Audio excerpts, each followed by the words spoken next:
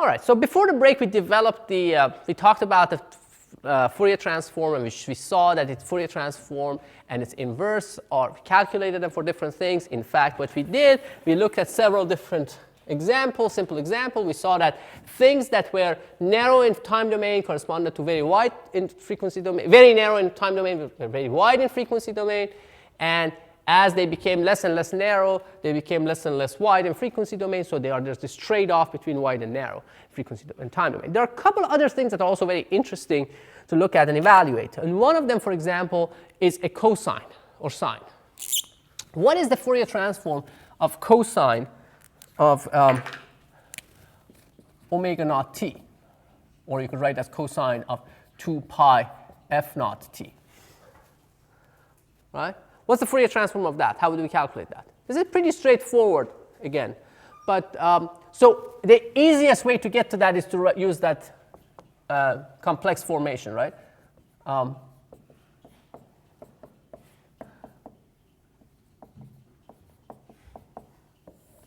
So if you write it in this form, now we know what the Fourier transform of an exponential is, right? Because exponential is one of those single frequency things in that complex domain, right? And we already did that integration showing that the Fourier transform of this exponential is what? It's just a delta, right? So the Fourier transform of this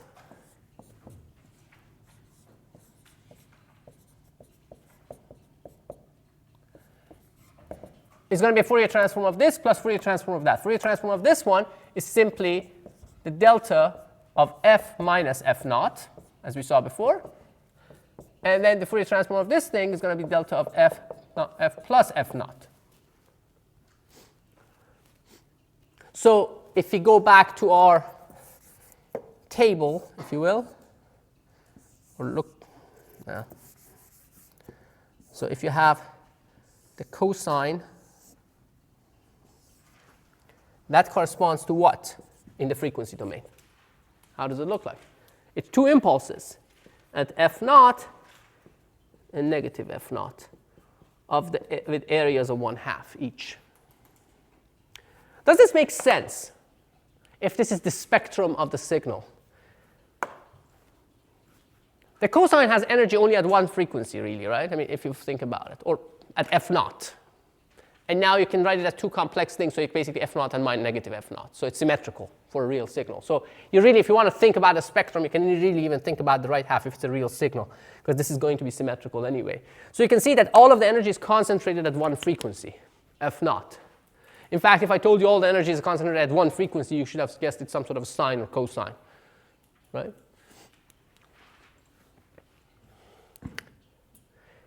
And by the way, let me ask you a question before I proceed. So how do you know, if I showed you this, just that, how do you know if it's a sine or cosine or if what the phase is?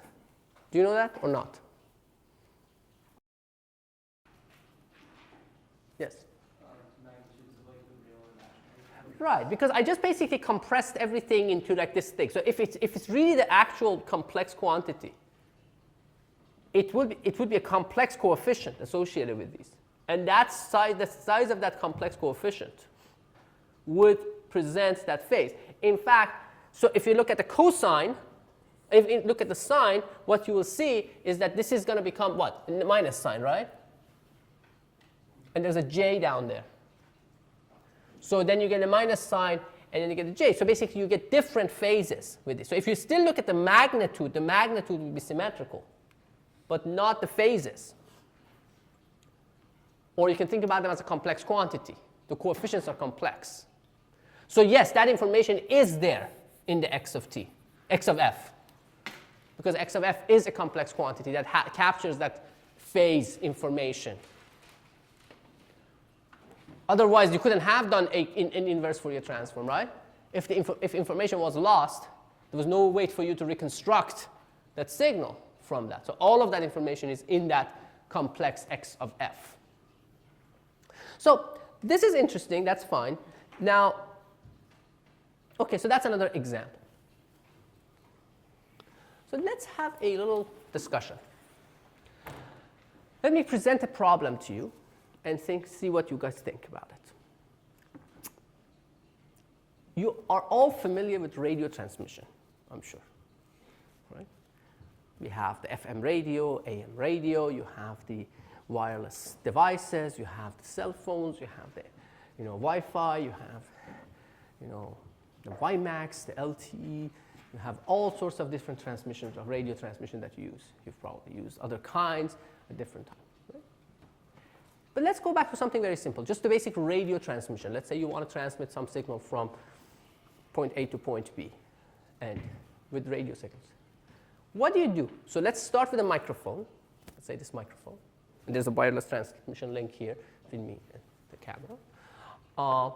So what happens from this microphone on? How do you send this information from here to there? How does that work? So let's start with some conversation. So any thoughts? How would you go about it? Yes, Jules. Create a magnetic field. A magnetic field, yeah. Or electromagnetic field. Right. So what do you do with this? So let's say you want to create an electromagnetic field to transmit. So do I just take the signal, my voice vibrates some diaphragm on the microphone, it creates a small electric signal, right? That's going down this wire. Now, what happens to the signal? Yes? Amplify it, right? I mean, it's a very weak signal, you put it through an amplification. So you amplify it, and now it's a large electrical signal that if you look at it, it's just like as I speak, it just does all sorts of dances. Like it just, yeah. What next? Encode AM or FM. Encode. Okay, so let's get to that. Yes, but all right, yes. You need to somehow transmit that signal, so if you just send it directly to an antenna, Uh-huh. the antenna would need to be massive. So okay, so he says, okay, so what happens? So good. So let's take that line. That's an interesting line. So he says, so you didn't say that. So let me just say it. You said something more sophisticated than what I'm going to say. Can I just plug this directly into an antenna? So I create an electrical signal, just plug it into an antenna, and transmit it with electromagnetic waves. Can I do that? Well, I can. What happens? What are the implications of that? The antenna won't resonate. Yes, that is correct. I mean, well, it depends on the antenna, right? Yeah. Can I make an antenna that resonates? It would be like the size of the Earth. Well, yeah, okay, so why? Good, he says it's going to be the size of Earth, right? Why? Or I'm not sure if it's going to be the size of Earth, but okay. Well, because like Your frequency is so slow. Right, my frequency is low. So my voice, I mean, all the audible range is allegedly 20 hertz to 20 kilohertz, right? Well, I say allegedly because supposedly. I mean, if you are a young child, yes. Yes. I didn't want to believe it, but as I grow older, kind of like I try the frequency. I used to hear these frequencies. Now I don't hear them anymore. Right? And you know about this like tricks that kids play nowadays. And they play a very high-pitched tone, and the teacher doesn't hear it, and of course, and the students hear it because they're younger. So, but anyway, so even let's say, so my voice probably has significant frequency content around like 1 kilohertz, 2 kilohertz, and things of that sort. So most of the energy of my audible signal is around couple of kilohertz. So let's say, just for the sake of argument, let's say I want to go transmit things up to 10 kilohertz. If my signal was at 10 kilohertz, an antenna, we talked about antenna and radiative structures in the first lecture, what makes circuits. Now we want to make something that's not a circuit. So it has to be comparable to the wavelength for it to radiate and electromagnetically be active. So if it's comparable to the wavelength, what's the wavelength at 10 kilohertz for the electromagnetic wave, which has the speed of light? Right, it's 3 10 to the 8 divided by 10 to the 4, which is basically 3 10 to the 4. So it's like 30 kilometers. It's not the size of the Earth. And it's kind of, if you go half a wavelength, it's like going to be 10 kilometer-ish. Right? So it's large, right? It's like 7 miles, 6 miles. You could do that. I mean, it's not very effective, first of all. And the receiver also have to have an antenna if you want to be an effective receiver to that size. So that's one problem. So, but even let's say, I am in the very early days of radio and I'm willing to do that. If I were willing to make these big and giant antennas, or I was willing to live with smaller antennas that are less efficient. So what you can do, you can just use a smaller antenna and just like drive the heck out of it, and then something will come out, and you can just pick that up if you have enough power. So is there another problem with doing that? Yes. Noise is a problem that's there, and it's not specific to that issue, that particular matter of the frequency. What if somebody else did the same thing? What would happen? Yeah. You would really have radio channels. Right. You basically, everyone will be transmitting on the same channel. Everyone will hear everything, right? So there are a couple of problems that need to be solved here. So how do we solve this? How do we go about solving these two problems? First, let's talk about that size of the antenna, and there are other problems if you go to those low frequencies in terms of propagation and things like that. But anyway, we'll talk about those later. They're actually very interesting, those very low frequency transmissions. They're useful for communicating with submarines because they can go underwater. VLF, very low frequencies. Things. But anyway, so what do you do?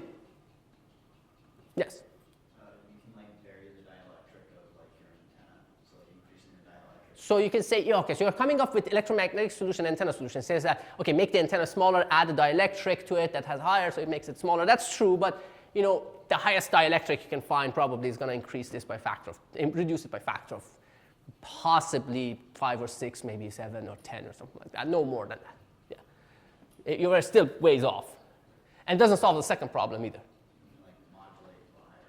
Modulate to higher frequency. So, Yeah, I imagine it's going to be AM or FM, except I don't know how to. yeah. So let's talk about that. So he says we need to get this signal information and send it to higher frequencies. So let's start with that picture. So let's say you have a microphone, right? And then you come and then you said you could go to an amplifier. So I'm going to show very kind of crude schematics, right? So I'm going to show single wires and with respect to ground. So this is not real full. So this is some amplification.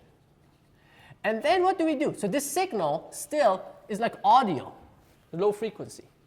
I want to change it to a high frequency signal where I can actually transmit this. So what I could do, I could multiply it by a high frequency thing.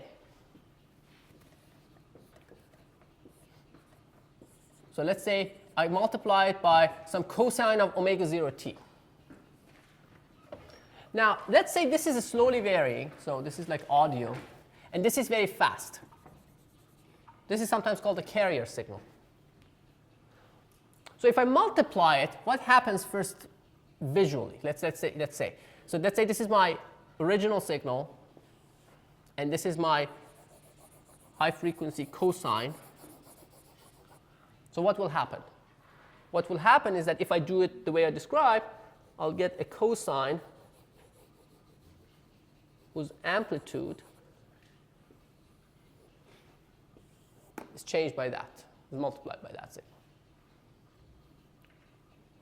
So let's call this x of t, my signal. So I get x of t times cosine of omega 0 t. Now let's say I need probably some more amplification here. And then let's say I go to my antenna and transmit this. So now I have to receive the signal from the other side, right? So on the other side, on the receive side, I have another antenna that receives the signal, a very small fraction of it, and receives this, and uses that to do something. By the way, do you have a sense of how small or how large the signal is that you receive on the other side? Do you know what's the sensitivity level of your cell phone? What's the signal, that level that still you can maintain communicate, like let's say audio communication with today's cell phones? Take a guess in terms of watts. 1 watt? So that sounds excessive, right? I mean, you have to recover 1 watt of power, receive. How much signal do you need to receive? This is called sensitivity. What's the smallest signal you can receive and still have communication? Okay, so 10 milliwatts. Yeah. Tenth of a milliwatt. Batteries like not that many kilowatt hours. No, but this is the power you receive, right? This is the sense, this power you're not generating. This is the power you can still listen and hear things. It's a sensitivity thing. It's not the power generated. We can talk about how much. It actually transmits up to about a watt. So maybe that was what you were thinking. But I'm talking about what's the smallest signal smallest signal level you can still maintain communication at. Any other guesses? Yes? What? Microwatt. Okay. Go down. Nanowatt. Go down. Picowatt. Megawatt. You're talking about communication, not weapons. But so somebody said picowatt? Femtowatt. You're getting closer. Yeah. Yeah. It's actually about it's femtowatts. No, it's femtowatts. No, it's not femtowatts. Actually, sorry, I was wrong. It's attawatts. It's 10 attawatts. It's 10 to the minus 15 watts. That's incredible, right? I mean, think about it. I suddenly have a lot less faith in like my cell phone carriers. I feel like they're like sparsing a bit on placing their antennas when I don't have. No, it's not that. It's not sparsing. That's an interesting thing. Says, well, they're not skimming. It's actually good that they don't transmit too much power. It's not a health thing. It's a interference with other people. You want to say something? Oh, I was just like curious how you don't just pick up other random calls. Oh, that's a good question. We'll get to that. How is it that you don't pick up other random calls? You do. You do pick them up. Your phone just ignores them. I mean, you can pick all of them. I have a spectrum analyzer upstairs in the lab that you can plug an antenna into and you can see everything and listen. Well, you can't listen to everything nowadays. You could listen to stuff before, but nowadays it's all digitally encrypted, so you can't listen, but you can pick it up. I mean, you can pick up anything. You can see everything. You can see all the stations and all those things. We'll get to that. You can and now, particularly where we are, close to Mount Wilson, you see those antennas up there? Here's a fun thing for you to do. When you're done with the class, take a piece of wire, like maybe a couple meters long, just a piece of wire. Take a small, tiny light bulb, or if you wanted to take a red LED, but light bulb is better.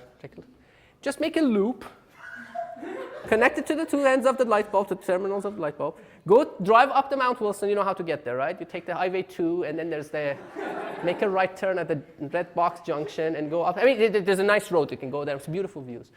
And take it there and just hold it up there and see what happens. It's fun. Actually, it's interesting. Do it.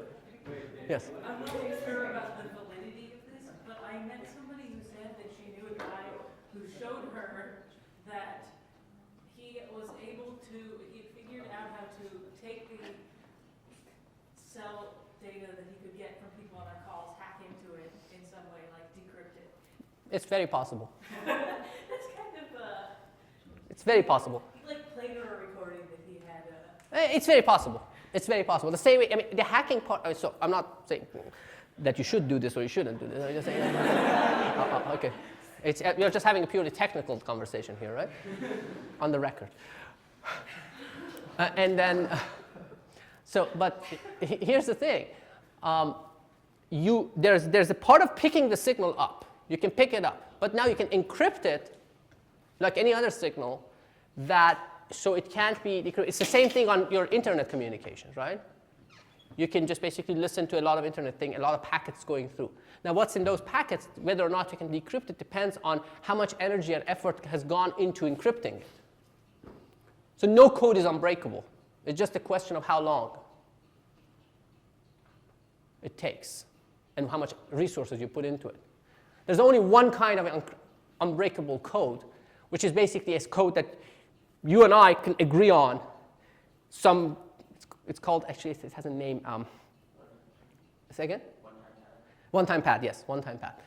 One-time pad. So basically, if you and I have a code that agree on, kind of like just make something encryption, and then you have a notebook, and I have a notebook, and it kind of transmits back and forth, that's the only code that cannot be broken, really. Anything else can be broken. So the question is, so it's possible, it's just a question of how much effort you want to put into it. And obviously it's not something that you should do. Anyway, any other questions? Go ahead. Okay, what have we done that has progressed us to the point where we can receive a signal on such low power? Oh, okay, that's a great question. So he says, why is it that we can receive such a signal? So we'll get to that. And if I didn't answer it within 10 minutes, just remind me again to answer it.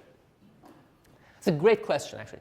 So it's an amazing feat of technology. But first of all, before we get to that, why is the signal so small?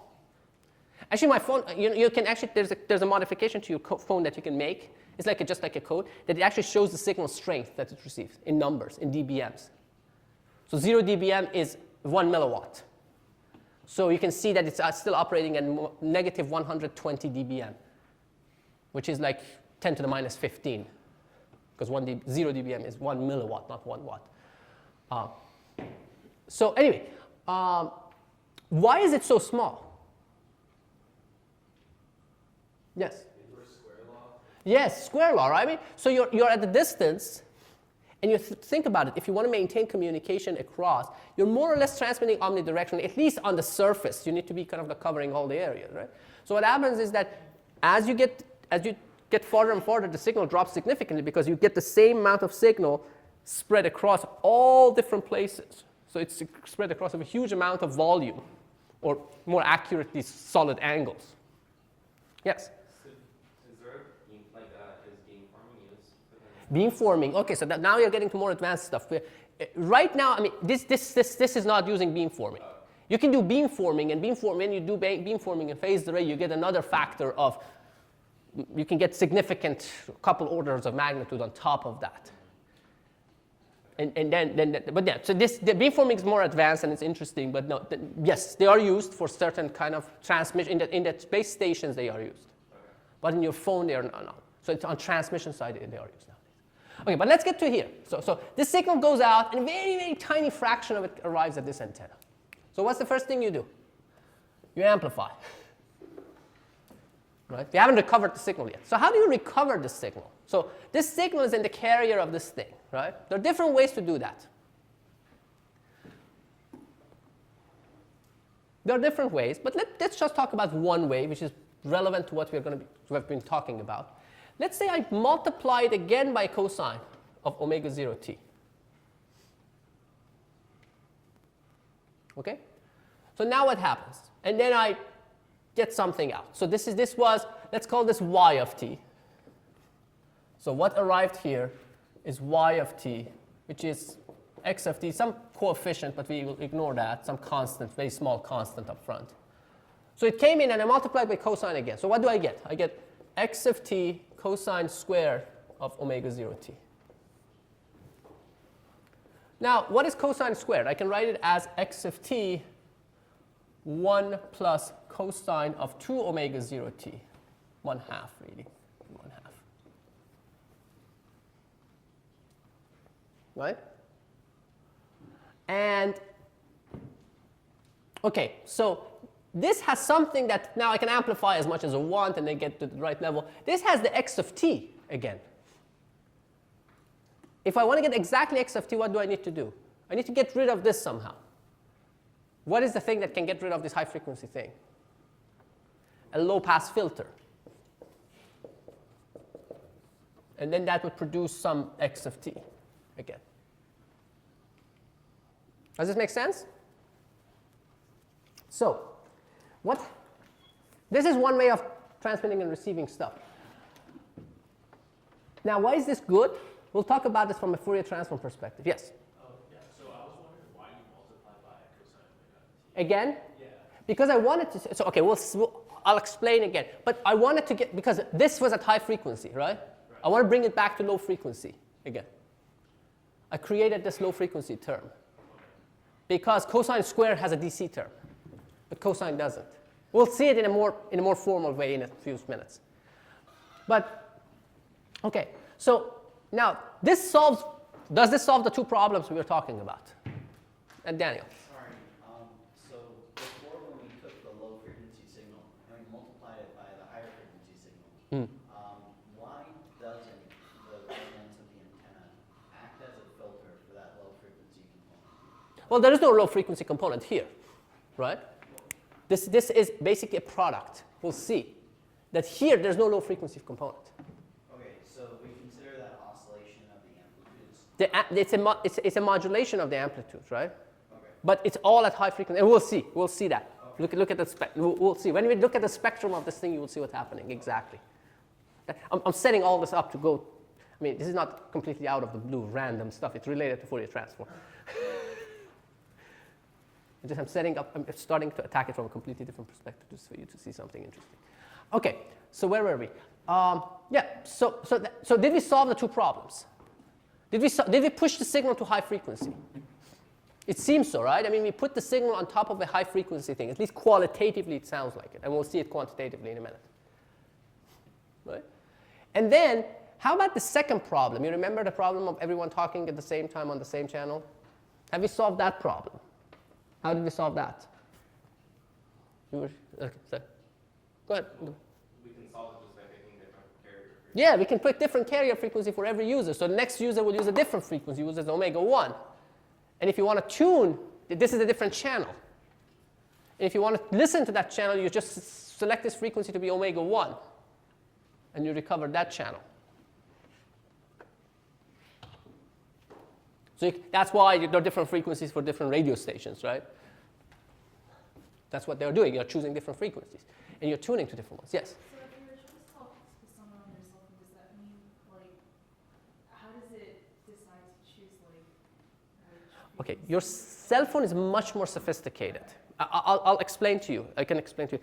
It takes me 5 minutes probably to just give you even the high level. Do this. Ask me in 5 minutes.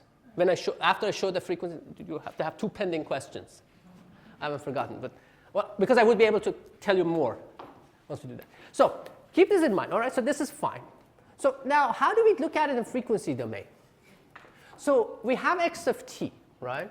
So let's say if this x of t, we said it's a low frequency thing. So let me just say, let's say x of t in frequency. So that it will have a corresponding x of f, right? A Fourier transform of this signal. More accurate, since it's a random signal, you have to really look at its power spectral density. But you don't need to worry about that right now. So let's say it's the spectrum. And I symbolically show it with this triangle. So this is the range of frequencies it covers. Right?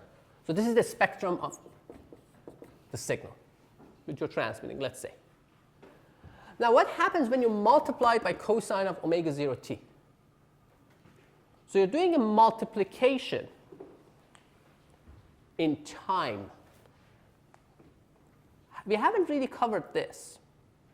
Now let's go back to our Fourier transform for a second and talk about that for a little while. And again, this is very, very high level right now. Introductory, let's put it this way. So what if I had x of t, if I had 2 signals that were convolved? What can you say about the Fourier transform? So this is, again, x of t and x of f.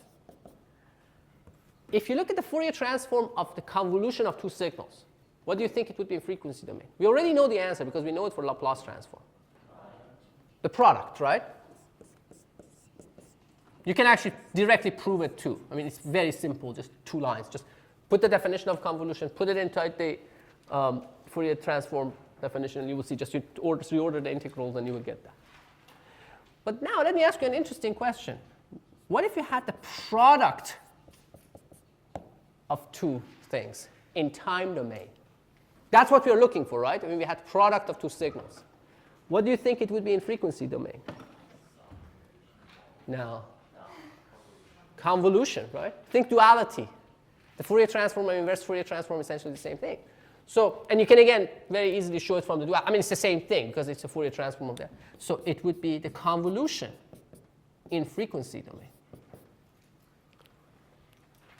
So multiplication in one domain is convolution in the other domain, and it goes both ways. And that's the beauty of the Fourier transform.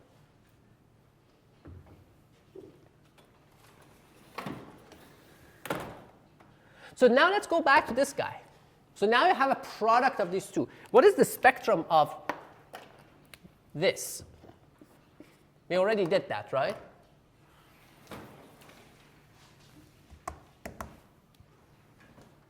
Okay, this is the spectrum, right? So what is the spectrum of this guy? It's 2 impulses at f0 and negative f0 with an area of 1/2. That's the spectrum of the cosine. Now we are calculating, multiplying them in time domain. What do we do in frequency domain? We convolve these two. That's why you need to know how convolution works. Now you're experts in convolution. By now, hopefully you are. So what does this look like then in frequency domain? When you convolve these 2 impulses with this. When you convolve an impulse at some place with something else, what does it do? Just moves it there. Right? So you convolve this with this, you get 2 of these with a height of 1/2 at negative f0 and f0. So you can see now you don't have any energy at low frequencies. Daniel, this goes back to your question. Right? Yes. Now, all of the energy is concentrated around f0. This is called modulation. This is AM modulation. There are different kinds of modulation. This is the simplest of all. Amplitude modulation, because your information is in the amplitude, AM. So now the signal is here and there, which is essentially the same place. I mean, it's at around f0. Now you send it to an antenna that works at this frequency. You choose this frequency, you choose your antenna size to be working at the right frequency, and you can transmit effectively. This amplification is happening at that frequency, the RF frequency, the radio frequency.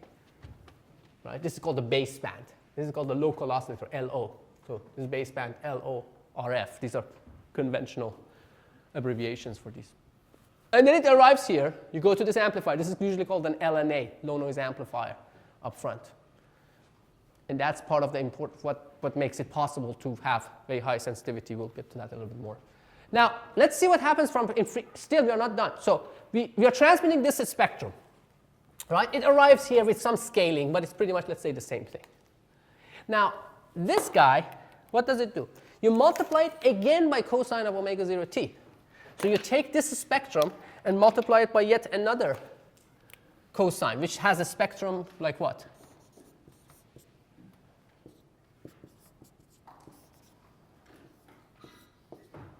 Right? 1/2 and 1/2. That's the spectrum. So now I'm multiplying these two in time domain. But now I'm looking at them in frequency domain. What do I need to do in frequency domain?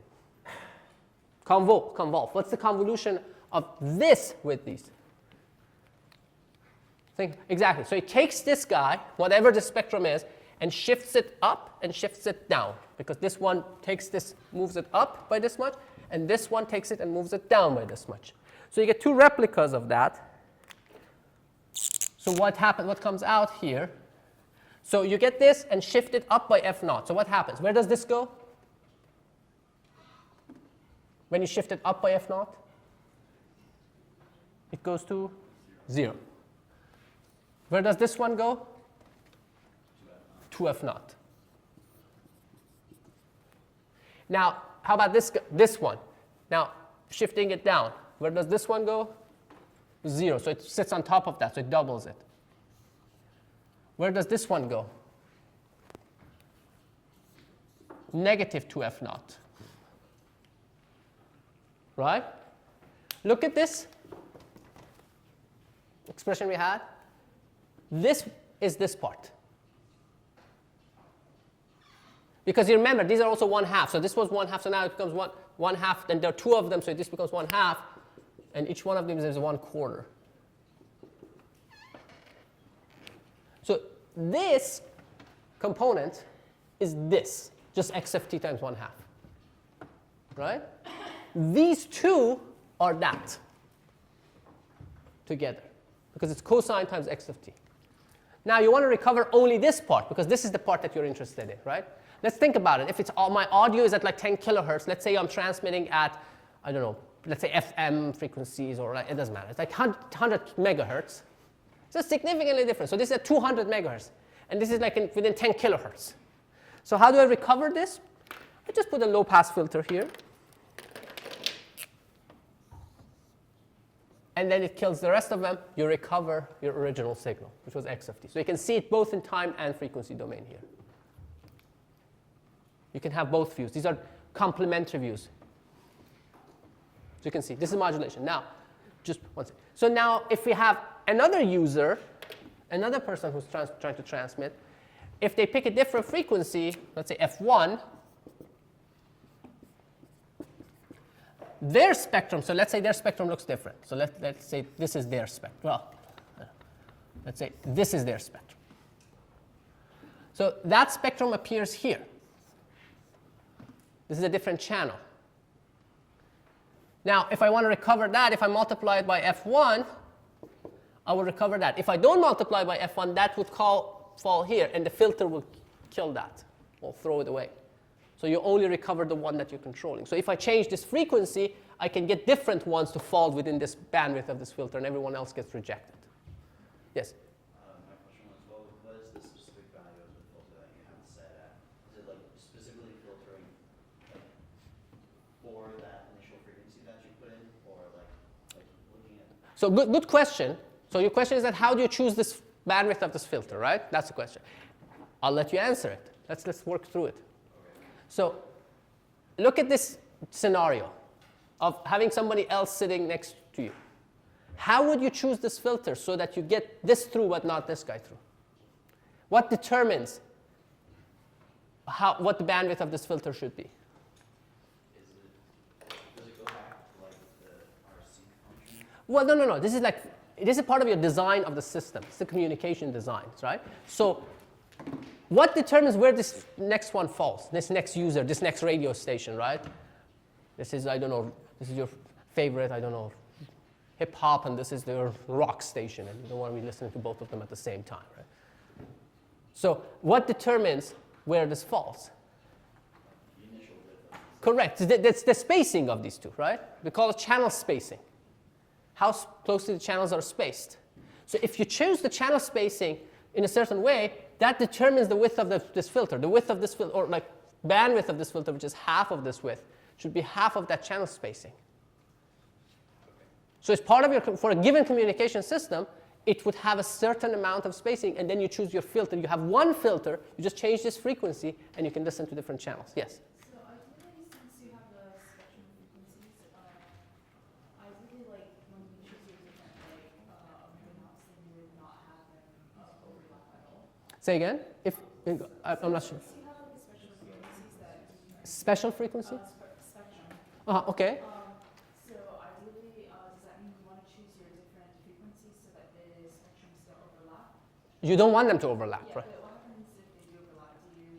If you have overlap, then you will you will hear a little bit more of the other one, right? You can actually, if in the old radios, I mean nowadays when they're all digitally controlled, but if you have one of those old manual, or make one of those with like a manual analog tuning, you can be in a situation where you listen to two things. You can hear two stations, right? Particularly with AM, you can be listening. You can hear both, which means that you're getting a little bit. So you're putting your frequency in the middle. So you're getting a little bit of this and a little bit of that. Yes. Yes. Julie and then Daniel. Isn't the main signal going to be in the middle at the end, no matter what the frequency is? No. If I pick this frequency to be different from that frequency, then it will fall somewhere else. Yeah, why is that? So think about it, because what brought this back to zero was that we shifted, essentially with this, we took this and shifted it up and down by f naught. And then here we took this spectrum and shifted it up and down by f naught, and when you shift by the same amount. If you shift it by a different amount, then you will go somewhere else. We're convolving it with the same thing rather than Well, you're multiplying it by saying the same thing. Yes, correct. omega naught. Right. Yeah. If I multiply by omega 1, I will be listening to this channel, not this channel. Yes. Okay, sorry, Daniel, sorry. Okay, so back to the power question. Is the answer just that we have good enough amplifiers? The power question is actually an interesting one. So why is it? So the question was, why is it that we can have communication at, like, even with simple devices that you could put in your pocket? We're not talking about sophisticated stuff and big antennas and things of that sort, where you can actually get a lot less than that. Why is it that you can listen to things that are 1 attowatt? right? Or like a few attowatts. What determines how low a signal you can recover? Because if you had ideal amplification, right, I could amplify till it becomes large enough. What is it that doesn't let me pick up the smallest of the signals? Well, yes, non-ideal. Non-ideal in what sense? What is it? Somebody said it earlier. I think Will mentioned something about it earlier. I said we'll get to that later. Now we're getting to it. Noise, right? There's noise because now if you have the system has, and there's intrinsic noise even if you don't have any interference from other places. Now, if you amplify too much, then you will amplify that noise with it. If your signal goes below your noise, then at least with this simple scheme, you will be in problem. You will have problems. There are actually ways of recovering signal from underneath noise, which is called spread spectrum. Spread spectrum. In a spread spectrum, you actually can send signals that are much lower below the noise level, and you can still recover them. It's used for secure communication, for example, a lot of times. I mean, now it also is used for commercial stuff. But anyway, so the noise. So the thing is that one thing is, of course, try to make lower noise amplifiers. There are a lot of techniques and things there. But there's another thing even more fundamental in this scheme that allows you to get rid of the noise. Because when you think about it, this filter also filters out all the noise that's outside this band. So the noise is broadband. Remember, white noise, they call it white noise for Johnson noise. I mean, many of them is essentially for our intents and purposes, it's white. It means that it has the same power at all frequencies. It can't really be white because then it will have infinite energy. So, but that roll-off happens at very high frequencies. Anyway, so there's a lot of noise outside here, but once you filter it, that noise is gone. So this narrowband operation is really what makes it possible. There are more things. I mean, there is channel coding that goes into it, which some methods of improving the signal to noise ratio. There's processing gain. There's a lot of things. So, yes. So we do have to worry about the noise that occurs in that band, though. Like, so. Yeah. Yes. Okay. Yes. But well, yes. Ideally, that's just lower amplitude. No, correct. So that's that noise that happens in the band. You can't get rid of it. The way you minimize it is that you make the rest of your components low noise. You make this as narrow as it can be. And then there are other tricks that you can play by this is the simplest of modulation, right? I mean, AM is really, almost in none of your communication system, it's not used directly. I mean, all of these, first of all, are digital communications. So in the sense that you don't modulate the signal in a continuous way. You just jump up and down, and you change the phase. So you basically what we call QAM. You do both amplitude and phase modulation at the same time in digital discretized form and in steps. So there are multiple levels. So there's a lot. Now, going to the cell phone question, your phone question, right? So how much time do we have? Because I can talk for a few hours about this. So I'll start with the short version. Okay. First of all, in cellular phone, think about how many people are using cell phones at any moment. Right? There's a lot of people, right? And if you're not using cell phone, you're doing something that's even more demanding, which is downloading things and using data and all those things, right? So what's happening? So are we putting all of those people at different frequencies? And aren't we going to run out of frequency? Aren't we going to run out of spectrum pretty soon? We are. I mean, if we were to do it that way, if just like we are not going to be able to do anything because there's so much demand. How can we cover all of this? How is it that you can have a Wi-Fi here and Wi-Fi in the room next door and Wi-Fi next door and there's so many different Wi-Fi bases and not all of them interfering? Because there are channels. Yes, there are channels, but there are like, for example, for 2.4, I think there are like 11 channels in US. It doesn't matter how many. There are few, like handful. Yeah. Could you do something with timing so you get like a specific? Oh, timing. So okay. That opens a whole bunch of other things, but that's okay. You do all of those. So timing essentially, he says timing. So there's this called TDMA, time division multiplexing, multiple access, which basically means that you send different things at different times. This is frequency domain multiple access because you're sending different people's information at different frequencies. This is FDM, frequency division multiplexing. Time division multiplexing is that, okay, we take turns. You send your data now, you send your data now, you send your data now. But if you do that, then the rate will drop, right? It doesn't get around the fundamental problem, because then you will have a smaller time slot, and you have a maximum speed of transmitting data anyway, right? At the end of the day, if you just send it at that rate, I mean, if you make it narrow, then you will have less to say. No matter how, I can speak at a certain rate. I mean, I can't speak faster than a certain rate, right? I'm close to that rate right now. So what happens is that, you know, if I kind of want to take turns, there's so much I can get across. But that also is used. That's called TDMA. But there's something that we have to do. Yeah. Identifiers, so like you identify with the source that you're communicating with. Oh, okay. Identifiers. That's another interesting thing. That's CDMA. So each basically you do, each one of them has it's code division multiple access. Each piece of data, each user has a different code. So you modulate them with different codes, and they try to separate. But now remember, now the codes of the other people are going to be noise for you. One man's treasure is the other man's, you know, junk, right? And then this is the thing. So yes, but there's limit to that too. So there's FDMA, TDMA, CDMA, and all those things. But now here's the thing. That none of this gets around the problem of running out of a spectrum, because when you go, spectrum is extremely expensive. So government sells it to you for billions of dollars. You can go and buy like narrow pieces of spectrum, depending on where it is. And these different, you know, telecommunication companies bid on them, and they have this spectrum. It's a very valuable resource. So what do you do if you have so many users? Think about the Wi-Fi before we get to cell phone. It's the same concept. What is it that makes it possible to have a Wi-Fi here, and one next door, and one in the 4th floor, and one on the 3rd floor, and, you know, and they're all working? And they're, as I said, they're like 11 channels, or at about the same. That number, I don't know exactly how many. Yeah. Well, the signal from here is you can't get at the 4th floor. Right. The signal from here doesn't get to the 4th floor, right? So you can reuse that frequency.